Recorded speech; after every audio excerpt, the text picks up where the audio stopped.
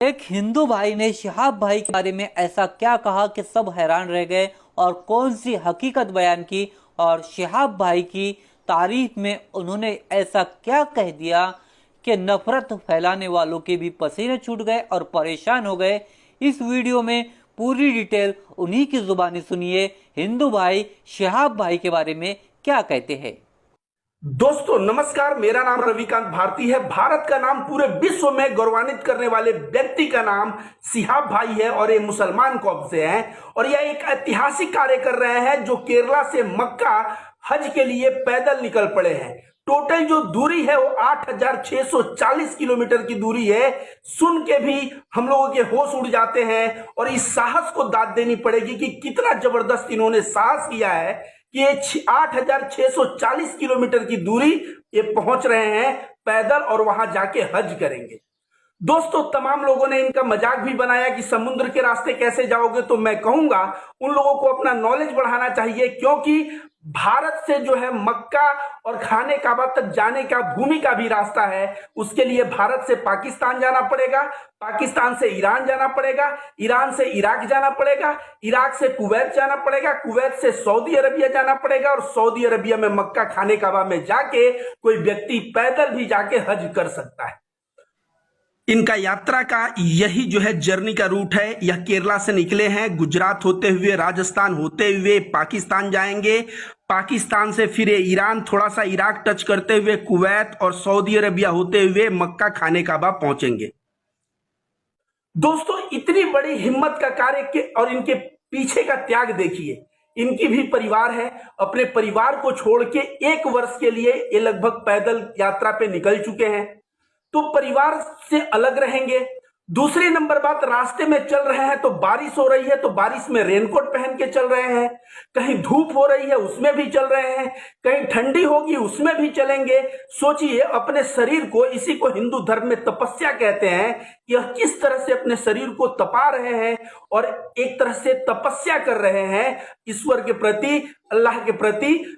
और शायद अल्लाह का यह समर्पण, अल्लाह के प्रति यह प्रेम ही इनके दिल में इतना साहस दिया है कि यह पैदल वहां तक जाने की जुर्रत कर रहे हैं। लेकिन मजाक करने वाले लोग कहां नहीं होते, हिम्मत तोड़ने वाले लोग कहां नहीं होते। दोस्तों तमाम लोग कमेंट कर रहे हैं कि ये जो है पैदल जाना सही नहीं है, ये हवाई जहाज से चले जाते, ये जो है समुद्र के रास्ते से चले जाते, किसी साधन से चले जाते। पैदल जाना अपने जान को जोखिम में लेना है।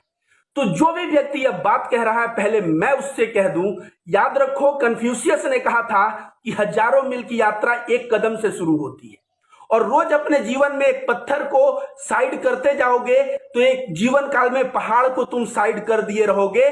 दशरथ माझी जो पूरा पहाड़ तोड़ा, वो पहाड़ 1 दिन में नहीं तोड़ा। साहब भाई भी यह यात्रा 1 नाइट में नहीं कवर कर ले रहे हैं कि इनका कुछ हेल्थ इशू आएगा।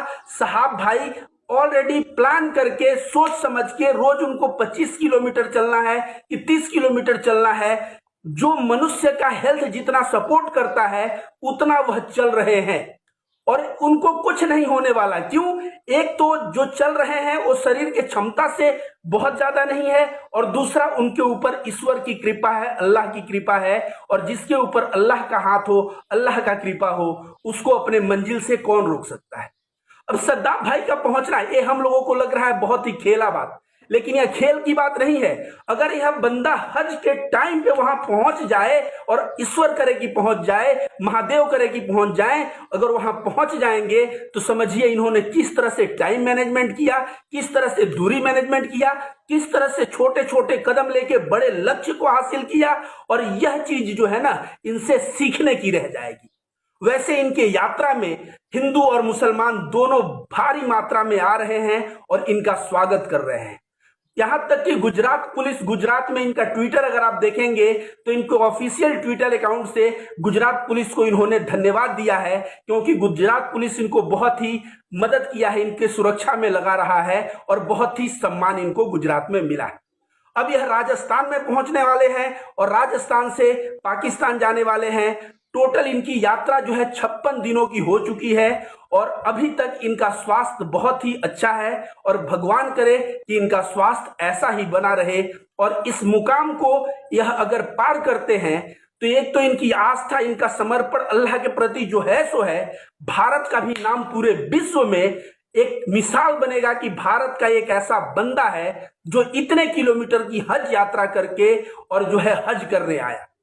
अब सभी को बता दें दोस्तों, जो लोग कह रहे हैं इतना दूर पैदल चलना, अगर भारत में आप रहते हो या पुराने जमाने में कहीं भी, चाहे मोहम्मद साहब की जिंदगी पढ़ो, चाहे बुद्ध की पढ़ो, चाहे महावीर की पढ़ो, पैदल चलना जो है तपस्या का एक हिस्सा था। आपको विश्वास नहीं है, आज भी जापान के कुछ बौद्धिस्ट हैं जहां पे माना जाता है कि आप बौद्ध सन्यासी हैं तो पृथ्वी की एक परिक्रमा जितना पैदल चलना पड़ेगा। जी हां, देखिए यहां साइड में पेपर में कटिंग भी मैंने दिया है, ऐसा लिखा हुआ है। और बुद्ध अपने जीवन में, मोहम्मद साहब तो आपको सभी को पता है हिजरत किया उन्होंने मक्का से मदीना और कहां कहां। गौतम बुद्ध भारत के थे, मैं बता दूं, वह अपने जीवन में इतनी यात्रा किए कि उनको यात्रा को बिहार कहा जाता था। बिहार कर रहे हैं बुद्ध, और इतनी यात्रा की है कि एक भारत में राज्य का नाम ही बिहार पड़ गया। बिहार का मतलब होता है चलना, पैदल यात्रा करना, बिहार करना। नौका विहार होता है, नौका पे घूमना, तो घूमना, इतना उन्होंने घूमा।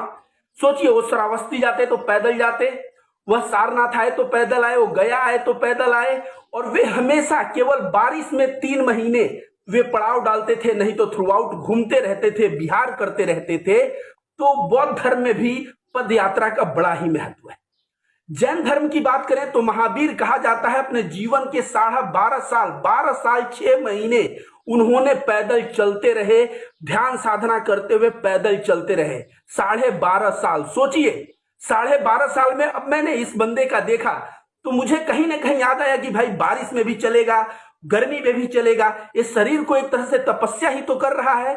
आप सोचिए, महावीर पैदल चलते थे।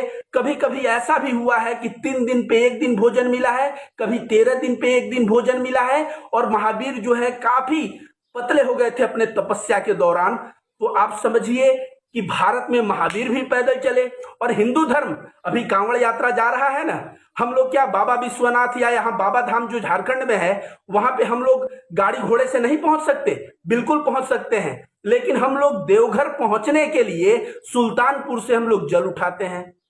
और सोचिए, यहाँ पे प्रयागराज से जल उठाते हैं काशी विश्वनाथ जाने के लिए।